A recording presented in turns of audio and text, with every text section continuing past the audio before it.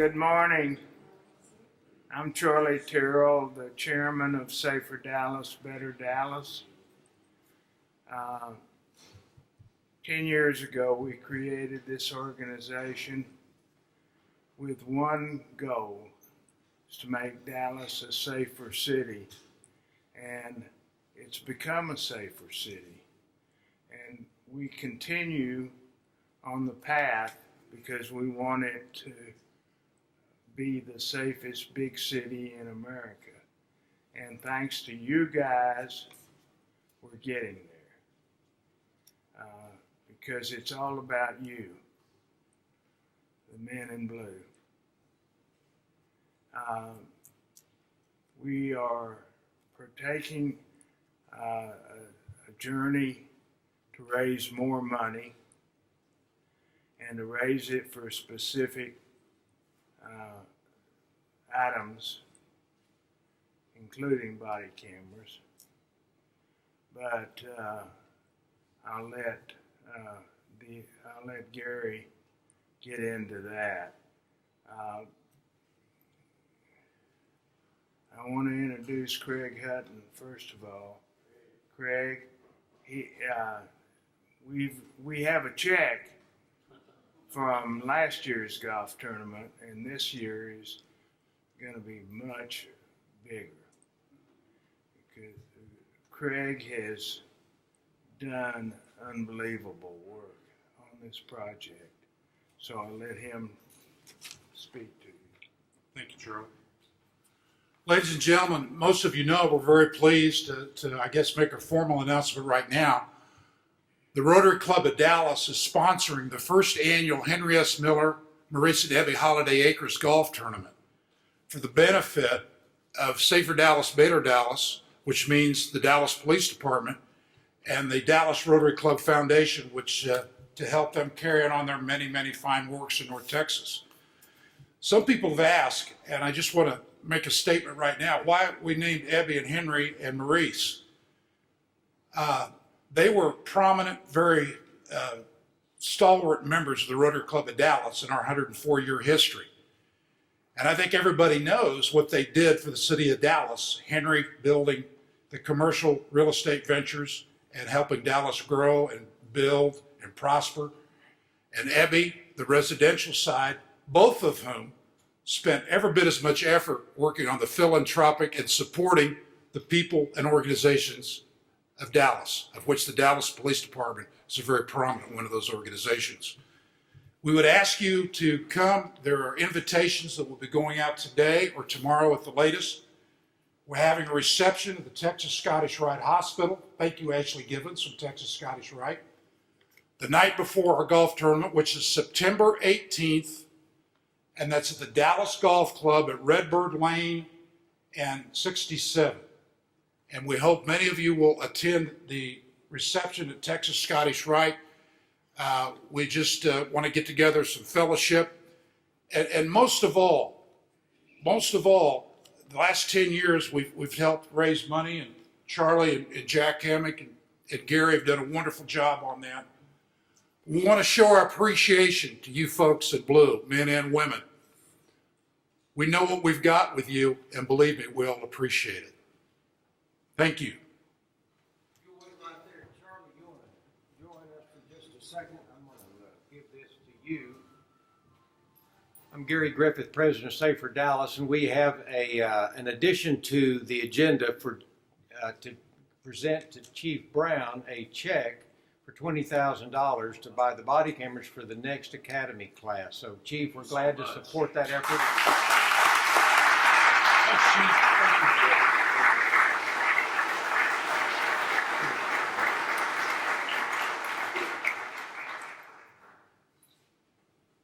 Safer Dallas is lending its podium today to a collegial organization that we work with, the Dallas Bar Association. Bar leaders have stepped forward and put together a new initiative for Dallas that we think is very important to strengthen public safety, community communication between officers, and better understanding. And I'd like to call on Bill Matea, attorney with Fish and Richardson and member of the Dallas Bar Association, to share with you this important new project. Bill?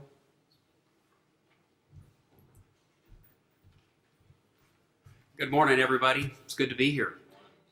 I want to thank Sabre Dallas for letting me have an opportunity to come out here and speak. And I want to thank Gary in particular because he's letting me, I was supposed to be at the end of the agenda, but I'm actually got to catch a flight. And I'm headed up to South Bend, Indiana to go see my Fighting Irish beat the University of Texas.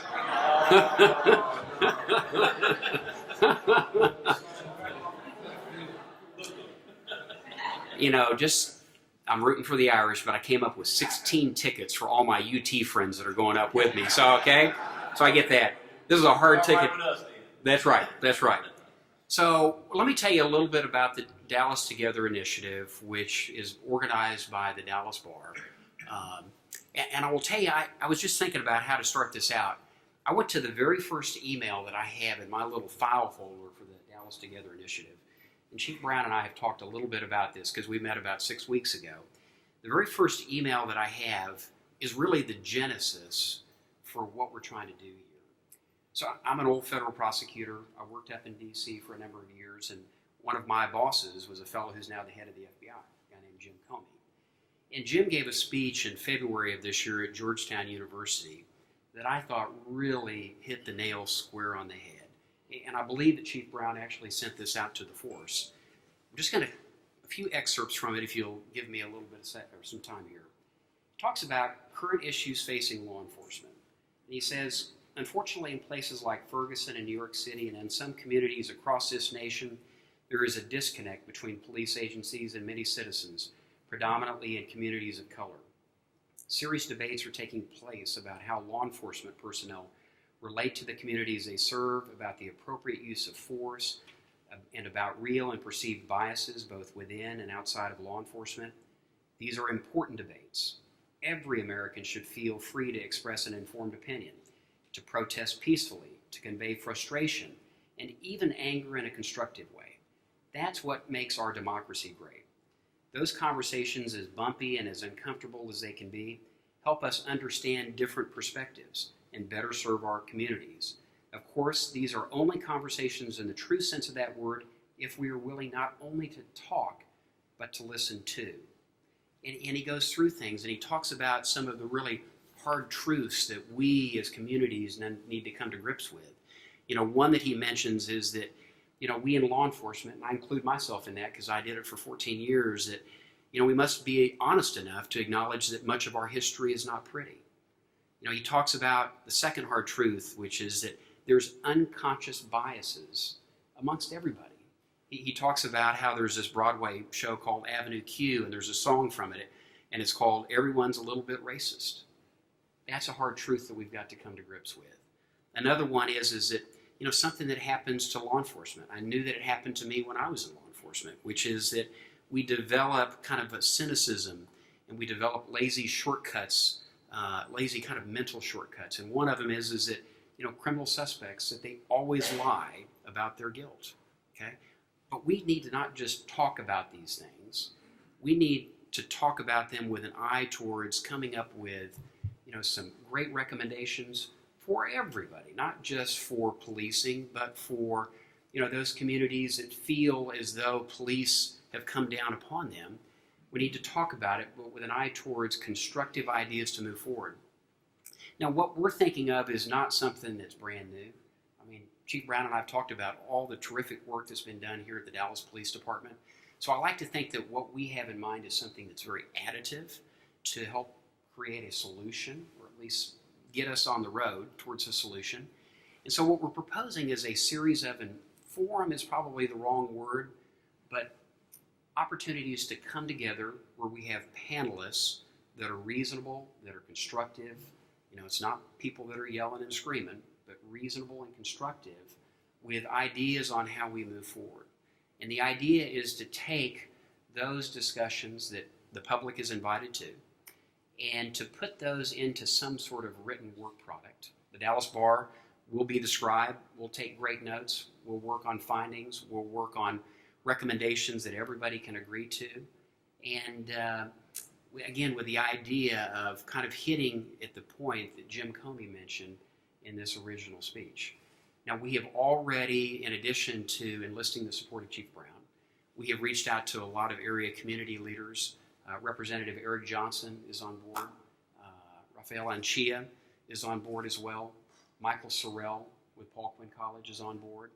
And so what we propose, and we're looking at perhaps our start date, though we don't have exact dates yet because we're still trying to nail down venues, is to start hopefully in November with 3 or 4 of these, quote, forums. Hopefully the first one will be at Paul Quinn, and then at some, places of worship, maybe 2 or 3 there, and we would culminate at the Dallas Bar headquarters in downtown Dallas. And again, the idea is to help come up with constructive ideas that pave our way towards solutions. And so I told Gary that I would be relatively brief. So I'm going to open it up for questions. Any questions? See, I told you, Gary, I'd have it all nailed down. So, well, thank you all very much for letting me come on out here today. And go Irish. So.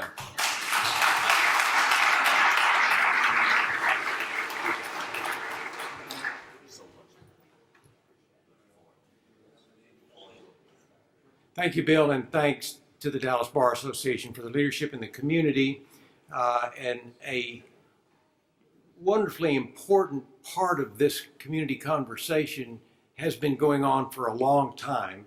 And we're going to showcase just a piece of it today, and that's the work that DPD has done that's been really extraordinary in the area of youth outreach. If you had a chance to join me at the Let's Talk forum that was held last week, you saw more than 1,000 students and adult supervisors come together to talk and relate to and get to know the police department a lot better. And it was a fabulous event. Chief, I want to congratulate you on the Let's Talk initiative. But there's more to that story to give you some more insight into the youth outreach initiatives that are working so well for DPD. I'd like for Lieutenant Sally Lanham to come forward and share an overview with us of the programs that are underway. Sally?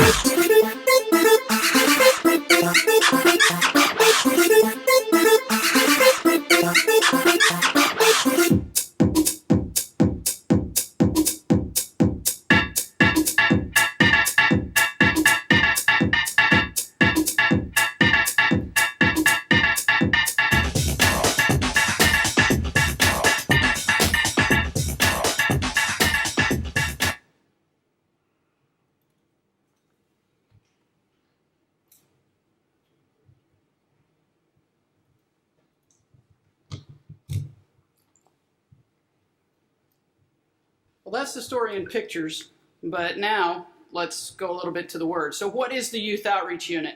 It's part of our community engagement efforts within the police department, and it targets the youngest members of our community, our kids. It's one more way that we have to prevent crime in the future by reaching the kids now. And basically what we want to be is we want to be someplace that the kids want to be and someplace they trust that they're safe and that their parents trust that they're safe as well.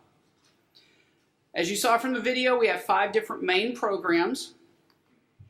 First one will be the Police Athletic Activities League, and it's a crime prevention program, but what it does is it utilizes athletic, recreational, and other activities, again, to create that trust between officers and kids, and it gives the kids a chance to see that we're just real normal people. We're not anything out of the ordinary, and we do care about them, and we want to make a difference in their lives.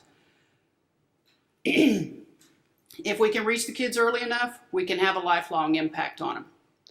But it's not just about sports, because not every kid likes sports. There's other kids that they want to sing, they want to play the guitar, they want to do everything. So we do different stuff with them.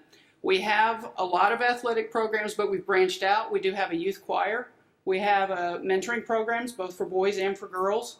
We have a summer literacy program, yet we still have a very vibrant midnight basketball program. And we're kind of proud of our boxing club because we do have 6 nationally ranked boxers, 4 of which are ranked #1 in their weight class. So we're kind of proud of that. And the cool thing about our boxing program is before the kids are ever allowed in the ring, they have to be physically fit. So some of these kids, it may be 3-4 months before they're in the ring, and they've lost 20, 30, 40 pounds. And they're 9, 10, 11 years old. I don't know if at that age I would have had the wherewithal to do that. So I'm pretty darn impressed with them. There's a list of all that we do, and we're still growing. There's more things we want to do with the kids. We want to be able to reach as many kids as possible. Last year, in 2014, we had over 55,000 youth contacts with our PAL officers. Our next program is our oldest program. It's the Explorer program. We've had it for over 40 years.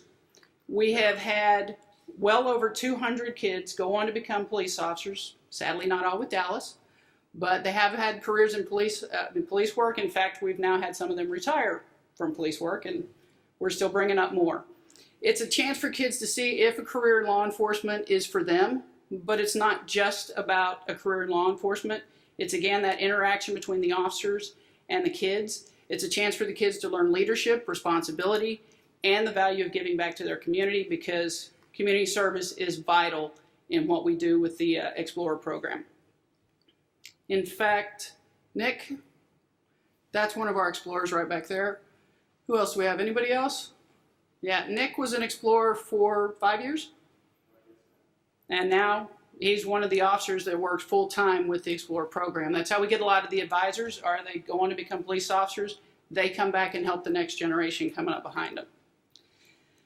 But we realized, because Explorers is for kids 14 to 21, we realized we kind of had an issue, because what about the kids that before they're 14, they've made a life choice that excludes them from being an Explorer? Because of what we teach, we're teaching law enforcement tactics, we do have to restrict our membership. So what about doing something for those kids? Or what about the kid who, like Brandon, who's now in our academy, was 9 years old and knew he wanted to grow up and be a police officer?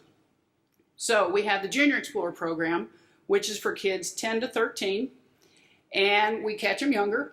We started it in January of 2015. We have four locations that we meet, and we figured by the end of the year we'd have 100 kids. Well, we had that at the end of the first month.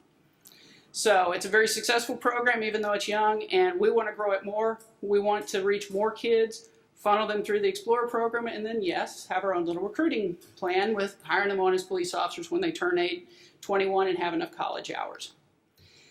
We do teach the kids, again, responsibility, accountability. They also do community service.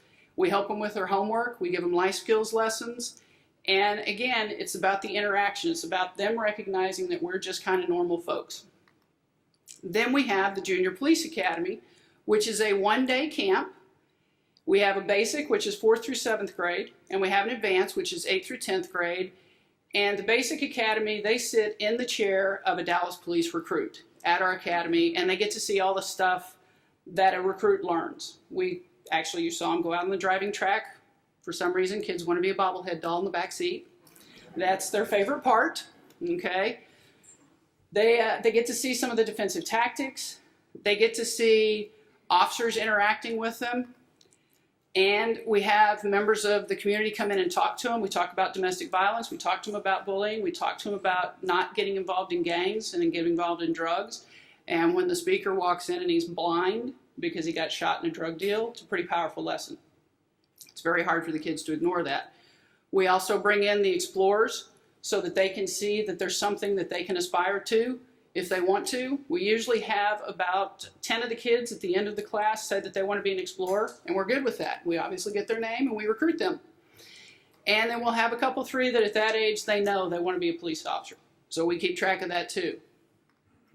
Then we have Blue in the School, which originally it was law enforcement teaching students. DPD had a program for 25 years that was very successful, but sadly it was a budget cut when the budget went south.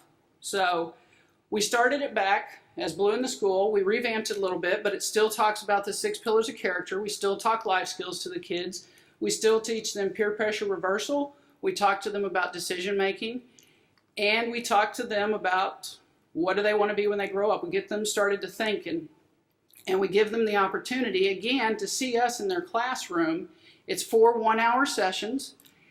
And then if you've done well and you've had a successful Hope Line drive, because Verizon Wireless is our only sponsor for that program right now, and they have a Hope Line program which helps domestic violence victims. So the school that collects the most cell phones to donate to the Hope Line program, they get a party. So obviously there's a little bit of competition, and we're good with that. We restarted that in 2013. We were in 14 schools. This year we're going to be in 80 schools. Now, after this school year, we also run out of funding.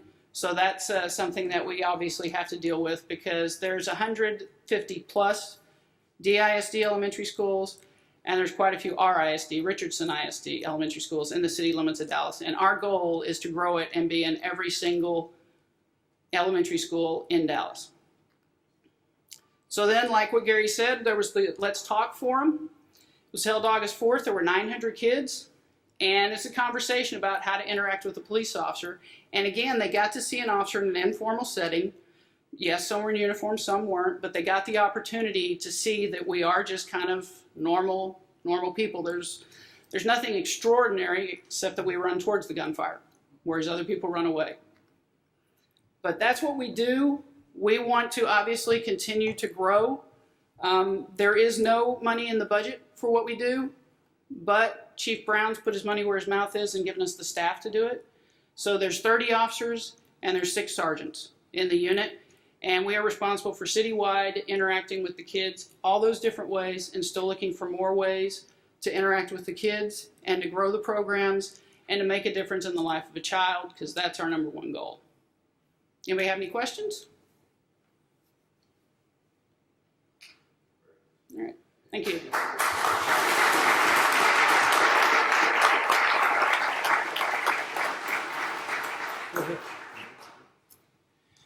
Thank you, Sally, and thank all of you that work in the youth outreach program. Obviously, you are as impressed as we are with the work that's being done. It's having an impact.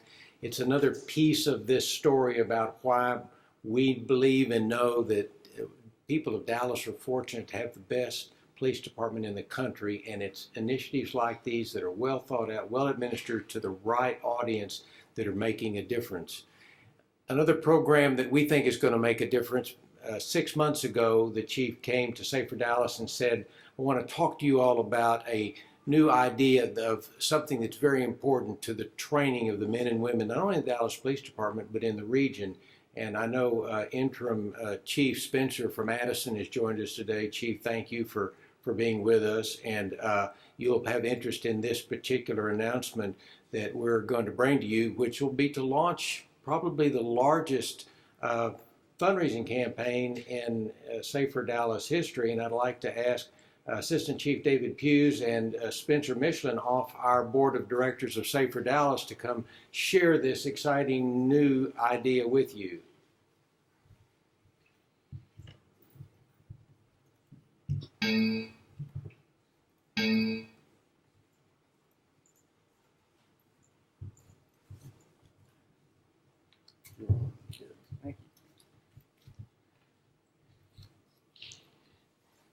As he said, I'm Executive Assistant Chief David Hughes. Playing behind you is a prototype of what we envision to be the future of Dallas Police reality-based training. The Department of Justice has stated that reality-based training is the best training that law enforcement officers can be provided with. Chief Brown is 100% committed to provide law enforcement officers the very best training that we can give them. A couple of years ago, he saw the potential in reality-based training, and he tripled the staff, devoted a ton of resources into this program, and tripled the number of training hours that officers are receiving this reality-based training.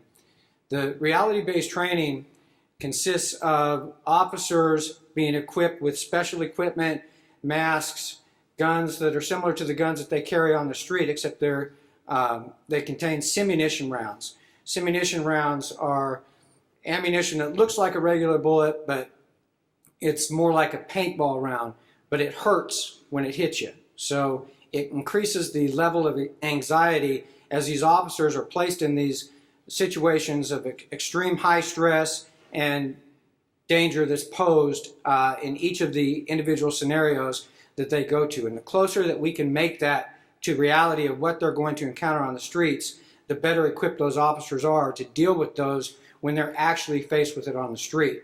We take scenarios that we place officers in that are realistic. There are things that have occurred throughout the country. There are things that have occurred within the city of Dallas. There are things that we have seen our officers go through based upon body cam footage that has been turned into the department that we see, that we can then grow our training and develop these officers and put them in these scenarios so that their reaction when they're faced with it on the street is appropriate and it keeps them safe. So as you look through the various different places within the reality-based training village, you'll see that it's got a bank, it's got a grocery store, it's got a school. It creates a number of different training dynamics that we can expose officers to. And it's really important that the officers are experiencing as close to reality as possible. That's what provides them the best training to go back out onto the streets and operate in a safe manner and fall back on their training so that they're not hurt. I think that what we've seen so far as a result of what we've done in reality-based training has been tremendous. The results are really quite astonishing. When we look at this year alone, we've seen about a 50% reduction in officer-involved shootings, officers being assaulted, and excessive force complaints against police officers. All of those have been reduced by about 50% this year. We strongly believe that that's all a result of this reality-based training. So we want to expand upon that. We believe we can get better. We believe that this facility can make better police officers, provide better training, and make it much safer for the police officers and the citizens within the city of Dallas. My friend Spencer is now going to come up to you and talk to you a little bit about, we had put him through some of the training. He got to see it firsthand from a civilian's perspective, and so I want him to share that perspective with you. Thanks, David. Before I start, I had invited a few special guests here, and I'd like to introduce them at this time. Judge Nikki DeShazo. Nikki, are you stand up? Also, some people who are going to be helping us with PR for the golf tournament. Claire Butterworth and John Marisconi of Jackson Spalding PR. Where are you guys? All of you. And I also want to say that I'm furious and frightened about the contagion of violence against officers that's going on right now. And I know that nobody can protect. You guys are out there. You can't be protected 100% of the time. You don't have eyes in the back of your head. You only have cameras on the front of your chest. And I've got to believe that a better training facility is going to at least devote some time to helping you protect yourselves and staying safer than you would otherwise. As a civilian, when I went out to see the current facility, which is in a tumbling down DISD building that's, I think, about to be condemned and torn down. Part of the problem there is that the officers have to pretend they just drove up to the crime scene, and then pretend that this is a convenience store or a school or an apartment house. And they're being asked to be actors as well as to do their job and to avoid getting shot and avoid muffing the job. And this will make it so much easier because we'll have some roads on this thing. Most confrontations, or before they become confrontation, incidents begin when the officer's in the car. And how he gets out of the car, how he approaches, is all a big part of the training. So we'll have that capability. And then with the different, with the different kinds of environments that they can encounter, and the fact that these can be reshaped so that the first guy goes through and he doesn't say, look out on the left, because on the left, the guy may be coming from the right the next time. Anyway, this is a really good idea. We're going to raise a minimum of $2 million, and probably, we hope, more. Largely, we imagine, from foundations and a few wealthy individuals. And everybody, I hope you'll get behind this idea and get better training for our DPD officers. Thank you.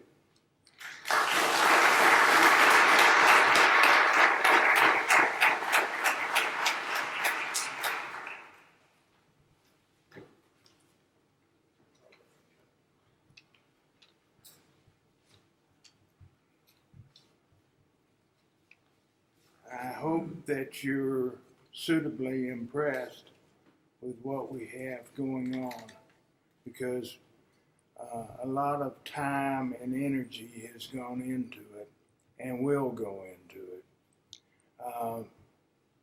We've been pleasantly helped along our trail by our Chief of Police, David Brown. And David, do you have any remarks?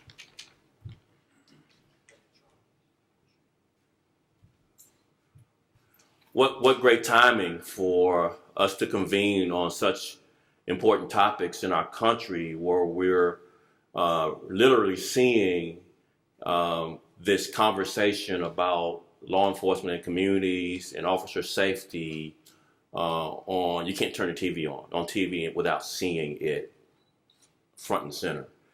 And I'm going to read some scripted stuff, but before then, I want to say something from the heart. Safer Dallas has been with this department through thick and thin. They're not the fair weather fans you often see in sports, right? When you're winning or when you're on top, they're rah-rah right behind you.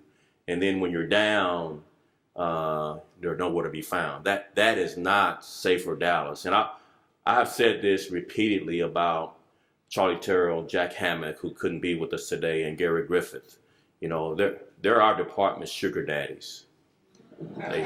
They really are. Every time we go to them for a need, they deliver. Through the ups and the downs, good times, bad times, it is. And I was whispering to Charlie as he and I were sitting next to each other here before I came up, is that, and I mean this, Charlie, you're a godsend to our department. Thank you so much. He's not feeling well, and he shows up anyway to help us anytime we call.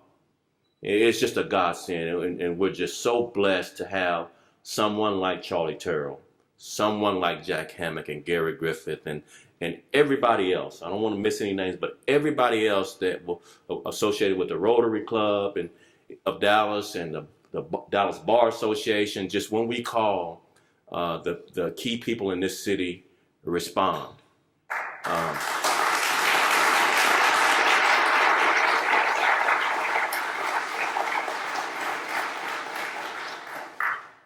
But just try to put everything all together that's been presented here today. You know, we commit about 1% of our officer staffing to community policing.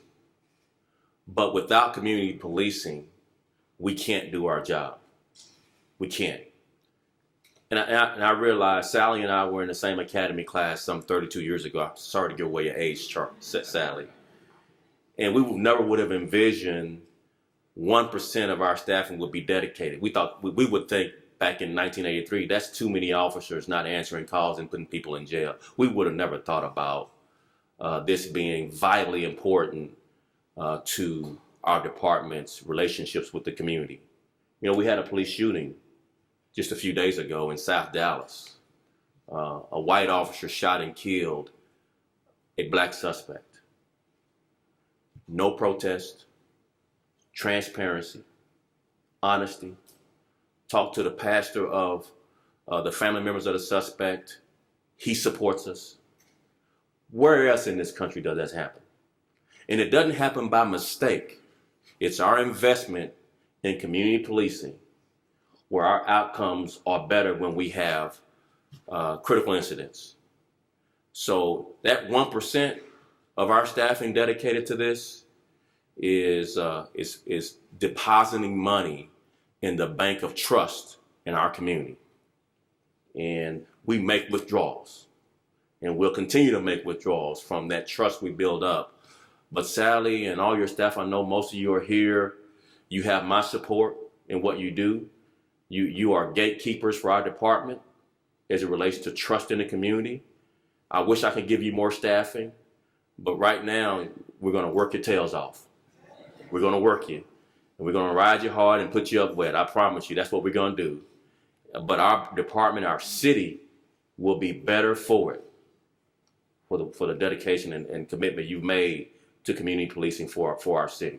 So I want to say personally to all of you, thank you. Thank you for what you're doing. I mean it. Thank you. I'm going to read through this real quick. We need public-private partnerships. Incidents of officers using deadly force have drawn criticism and protest from communities throughout the country and in our city, particularly communities of color. But also, officers are coming under attack, as we've seen recently in the news.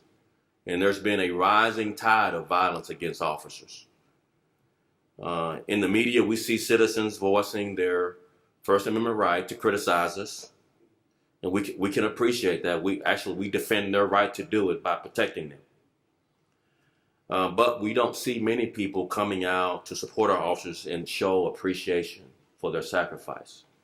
And we know we have a silent majority in this area, but we need you now to not be so silent.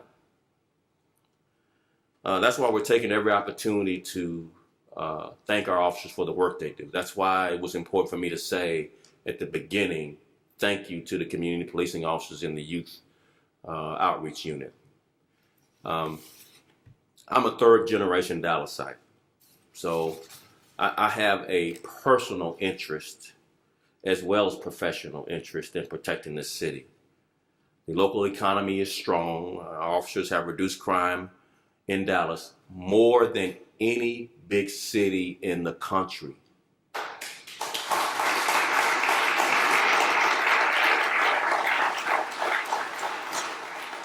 And as you saw with Sally's presentation, Lieutenant Lanham's presentation, that we have made it a priority to connect the community with our Dallas officers when there's no crisis, so we can build trust.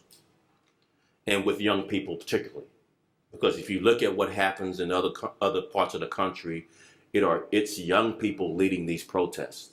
And so it's a strategic decision to focus on creating relationships with young people so that we can avoid the things that we've seen happening in other cities. We have to have the best training in our department for our officers. We have to have. It is not a luxury. And I don't want to beg, but I'll get down on my knees to the philanthropic community here and ask that you listen to this great need that your officers have. Right now, as Spencer said, we have to pretend we're in an urban environment when we're training right now. We're in a makeshift school or a makeshift warehouse trying to pretend we're driving up to a school to protect children in an active shooter scenario. We have to pretend that we're answering a robbery call at the 7-Eleven. What this facility will provide for us is a real urban environment facility that we put our officers in these scenarios where they don't have to pretend, where they're driving up to the facades of a 7-Eleven built out where they can enter into the building and do it safely and do it in a way that citizens are safe and officers are safe. They wouldn't have to pretend anymore to be in these environments. So I will say that, and you can't say it enough, that our men and women in blue, they just do us proud. Day in and day out, without recognition, many times, but with much criticism, often. 11 consecutive years of crime reduction in this city, the most in North Texas, the most, like I mentioned earlier, in the country. You can't find a big city performing at the level Dallas is. It is the best, without question, department in the country, from the top to the bottom, in every area. And we're just asking that our community partners come together and support this reality-based facility project. The need is now. Not a year from now, not 18 months from now, not 2 years. The need is urgent. You just, whether you watch cable news or the network news here in this area, you can't turn your TV on now and not see this great need to make sure our officers have the best training and the best training facility so they can protect themselves, come home to their families, and protect the citizens of Dallas. So I want to thank you, take my seat, but again, you all are really doing God's work. Charlie, Gary, Jack in your absence, Spencer, all of you, Courtney, all of you are really appreciated by our officers. We really want to thank you for what you're doing for us. I know you could be doing other things rather than spending your time answering my call, begging for money every time for some project or great idea I have. So I really appreciate you hadn't put me on phone block yet. So I'll keep calling till you do that, and then I'll stop by your house after you put me on phone block to make sure that we continue our great partnership. So thank you all so very much. Appreciate your coming out. And Gary, I'll just turn over to you to close out.